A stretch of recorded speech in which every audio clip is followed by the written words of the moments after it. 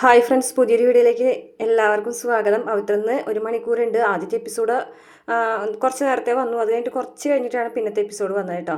പിന്നത്തെ എപ്പിസോഡിൽ കമലാമ്മ തൊഴുതു പ്രാർത്ഥിക്കുന്നുണ്ട് അയ്യപ്പസ്വാമിനെ, മാഷി എത്രയും പെട്ടെന്ന് വരാൻ. ഇതേ സമയം നമ്മൾ ശ്രീജയ്ക്കാണെന്നുണ്ടെങ്കിൽ ഒരു ഉഷാറില്ല കേട്ടോ. അപ്പം മറ്റേ കിച്ചണിൽ ചെന്നിട്ട് വെറുതെ ഇങ്ങനെ ഇരിക്കുകയാണ്, ഒന്നും ചെയ്യാണ്ട്. അതുപോലെ തന്നെ വിശ്വനാണെന്നുണ്ടെങ്കിലും സാധനങ്ങളൊക്കെ കൊണ്ടുപോയിട്ട് അതൊന്നും കൊടുക്കാതെ തിരികെ വരികയാണെങ്കിൽ പറ്റുന്നില്ല, ആൾക്കാർ ചോദിക്കുന്നതിന് മറുപടി പറയാൻ പറ്റുന്നില്ല എന്നൊക്കെ പറയും.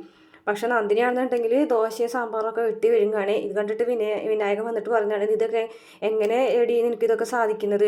നീ ഇങ്ങനെ വെട്ടി വിഴുങ്ങുന്നത് ആൾക്കാർ കണ്ടിട്ട് എന്ത് വിചാരിക്കും? ആൾക്കാർ വീട്ടിലൊന്നും പോയിരുന്നല്ലോ, ഞാൻ കഴിക്കുന്നത് ഇവിടെ ഇരുന്നിട്ടല്ലേ. മരിച്ച വീട്ടിലാണെങ്കിൽ പോലും മരിച്ചു കഴിഞ്ഞ് കഴിഞ്ഞിട്ടുണ്ടെങ്കിൽ ആൾക്കാർ ഭക്ഷണം കഴിക്കും, പിന്നല്ലേ നോക്കിയാണ് കേട്ടോ. വിനായകനാണിത് ദേഷ്യം വന്നിട്ട് മേശമ്മൽ ഒരു അടി അടിച്ചിങ്ങോട്ട് ഞാൻ പോവുകയാണെന്ന് പറഞ്ഞിട്ട് പോവുകയാണേ പുറത്തേക്ക്. കൊച്ചു വരെ പ്രാർത്ഥിക്കുന്നുണ്ട് ഇപ്പം സ്വാമിനെ വിളിച്ചിട്ട് അച്ചാച്ചൻ തിരികെ വരുന്നേന്ന്. പിന്നെ കാണിക്കുന്നത് വേദ നമ്മളെ ദീപ്തിനെ വിളിച്ചു വരുത്താണ് കേട്ടോ. ദീപ്തിനെ വരുണിനെ വിളിച്ചു വരുത്താണ്. അപ്പോൾ ദീപ്തി കാര്യങ്ങളൊക്കെ ചോദിക്കുന്നുണ്ട്, അങ്ങനെ മിസ്സിങ് ആയതിനെ കുറിച്ചൊക്കെ കാര്യങ്ങൾ ചോദിക്കുന്നുണ്ട്. അപ്പോൾ ചേച്ചിക്ക് ആരെങ്കിലും സംശയം ഉണ്ടോ എന്ന് വരുൺ ചോദിക്കുമ്പോൾ ആ കാര്യം കൂടെ തുറന്ന് പറയാൻ വേണ്ടിയിട്ടാണ് ഞാൻ നിങ്ങളുടെ അടുത്തേക്ക് വന്നതെന്നൊക്കെ പറയും. അപ്പോൾ അതെന്താണെന്ന് ചോദിക്കുകയാണ്. അന്നേരം വരുണിൻ്റെ അച്ഛനുമായിട്ട് വിക്രമിനുള്ള പ്രശ്നങ്ങളൊക്കെ അറിയാലോ.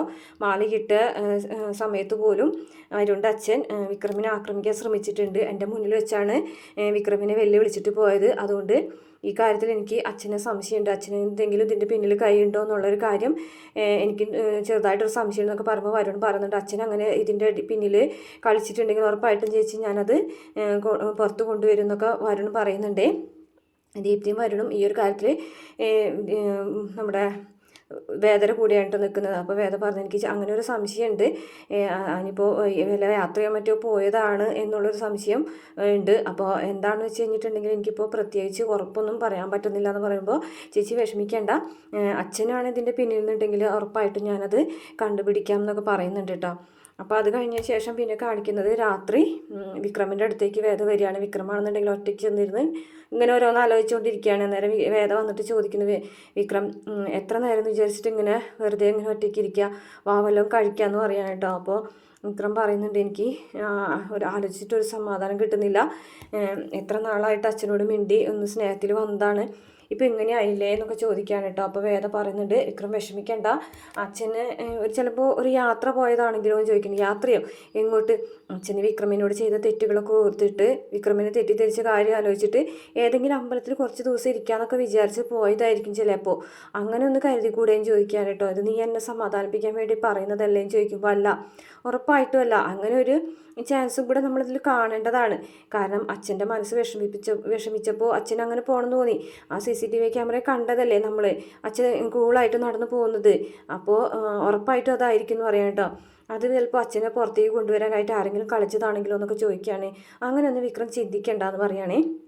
അതിനുശേഷം ഭക്ഷണം കഴിക്കാൻ വായെന്ന് പറഞ്ഞിട്ട് വിളിച്ചിട്ട് പോകുകയാണ്. അവൻ കിച്ചണിൽ വന്നിട്ട് വിക്രമിന് കഞ്ഞെടുക്കുമ്പോൾ അമ്മ എന്തെങ്കിലും കഴിച്ചെന്ന് ചോദിക്കുമ്പോൾ അമ്മ ഒന്നും കഴിച്ചിട്ടില്ല, ഈ നേരമായിട്ട് രാവിലെ ഒരിത്തിരി ചായ കുടിച്ചാണെന്ന് പറയുമ്പോൾ, അമ്മനെ ഇങ്ങനെ കഴിക്കാതെ വിട്ടാൽ ശരിയാവില്ല, ശ്രീജയെടുത്തി വാ നമുക്ക് കുറച്ച് കഞ്ഞി കൊടുക്കാമെന്ന് പറഞ്ഞിട്ട് ശ്രീജനെയും കൊണ്ട് കമലാമ്മയുടെ അടുത്തേക്ക് ചെല്ലുകയാണ്.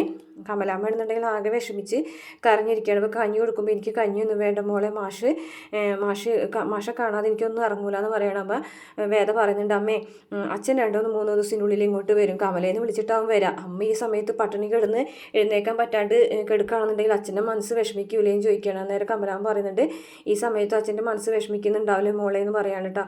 അതൊക്കെ അമ്മ വെറുതെ തോന്നുന്നതാണ്, അച്ഛനിപ്പോൾ ഭക്ഷണമൊക്കെ കഴിച്ചിട്ടുണ്ടാവും അമ്മേ, 2-3 ദിവസത്തിനുള്ളിൽ അച്ഛൻ വരും തിരിച്ചെന്ന് പറയാണ് കേട്ടോ.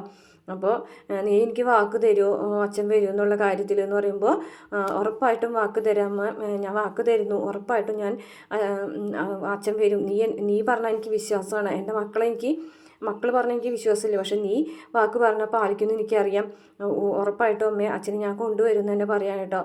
അപ്പോൾ അയ്യപ്പസ്വാമി ഉറപ്പായിട്ടും മാഷ ഇവിടെ എത്തിക്കുന്നത് എനിക്കറിയാം, ഞാൻ ഗർഭിണിയായിരുന്നു, വിക്രമിനെ ഗർഭിണിയായിരുന്ന സമയത്ത് എപ്പോഴും എനിക്ക് വയ്യായി ആയിരുന്നു, അപ്പോൾ മാഷാണെന്നാണ് പറഞ്ഞത്, നീ വിഷമിക്കൊന്നും വേണ്ട, ഈ കുട്ടീനെ ആരോഗ്യത്തോടു കൂടി തന്നെ നീ പ്രസവിക്കുമെന്ന് പറഞ്ഞിട്ട് മലയ്ക്ക് പോയി, മാലയിട്ട് മലയ്ക്ക് പോയത് വെറുതെ ഒന്നുമല്ല, നടന്നാണ് പോയത്, കല്ലും മുള്ളും ഒക്കെ ചവിട്ടി നടന്നാണ് മാഷ് അവിടെ വരെയും പോയത്.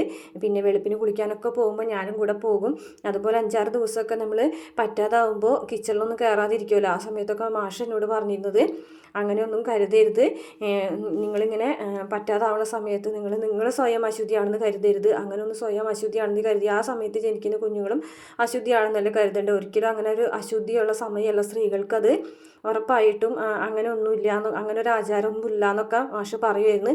എല്ലാ കാര്യത്തിലും മാഷിൻ്റേതായ തീരുമാനങ്ങളും അറിവുകളൊക്കെ ഉണ്ടായിരുന്നു എന്നൊക്കെ പറയാൻ കേട്ടോ. ചോര വാർന്ന് ഒലിച്ച് മരിച്ചു പോകേണ്ടി വരുന്ന ഒരു കുഞ്ഞാണ് വിക്രം.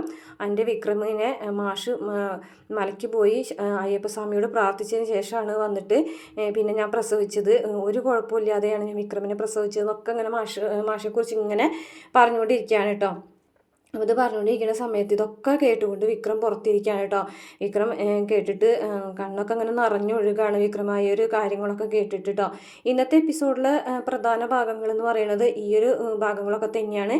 നാളത്തെ പ്രമോല് കാണിച്ചിട്ടുള്ളത് മാഷ കാണിക്കുന്നുണ്ട് കേട്ടോ. മാഷ് ഇങ്ങനെ കണ്ണ് തുറന്ന് ഇങ്ങനെ കെടുക്കുന്നതായിട്ടും കാണിക്കുന്നുണ്ട്. ഇതേസമയം മാഷ് മിസ്സിങ് ആണെന്ന് പറഞ്ഞിട്ട് CI വരുന്നുണ്ട്. CI വന്നിട്ട് വിക്രമിനെയാണ് കേട്ടോ സംശയിക്കുന്നത്. മാഷ കാണാതായതാണോ അതോ കാണാണ്ടാക്കിയതാണോ എന്ന് ചോദിക്കുകയാണ് കേട്ടോ. നിങ്ങൾ തമ്മിലുള്ള ഇരിപ്പുവശം അനുസരിച്ച് നീ അച്ഛനില്ലാണ്ടാക്കിയതാണോടാ എന്നൊക്കെ ചോദിക്കുമ്പോൾ വിക്രമിന് ദേഷ്യം വരിക കേട്ടോ.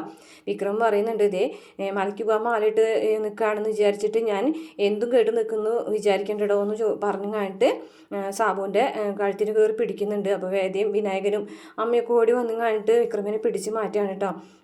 പിന്നെ കാണിക്കുന്നത് മാഷ് ഇങ്ങനെ രാത്രി പാതിരയ്ക്ക് പാത്തും പതുങ്ങിയൊക്കെ വീട്ടിലേക്ക് തിരിച്ചെത്തുന്ന ഒരു ഭാഗം കാണിക്കുന്നുണ്ട് കേട്ടോ. ഇനി കമലാമ്മ കാണുന്ന സ്വപ്നമാണെന്നൊന്നും അറിയില്ല. പക്ഷേ കമലാമ്മ കിച്ചണിലേക്ക് വരുന്ന സമയത്ത് ജനലിൻ്റെ ഇടയിൽ കൂടെ കമലയെന്ന് വിളിച്ചിട്ട് മാഷ് ഇങ്ങനെ വരുന്നതും കമലാമ്മ ഓടി ചെല്ലുന്നതായിട്ടുള്ള ഭാഗങ്ങളൊക്കെ കാണിക്കുന്നുണ്ട്. ഇത്രയാണ് പ്രമോലും കാണിച്ചിട്ടുള്ളത്. ഈ വീഡിയോ നിങ്ങൾക്ക് ഇഷ്ടപ്പെടുകയാണെങ്കിൽ മറക്കാതെ നമ്മുടെ ചാനൽ സബ്സ്ക്രൈബ് ചെയ്ത് സപ്പോർട്ട് ചെയ്യണം കേട്ടോ.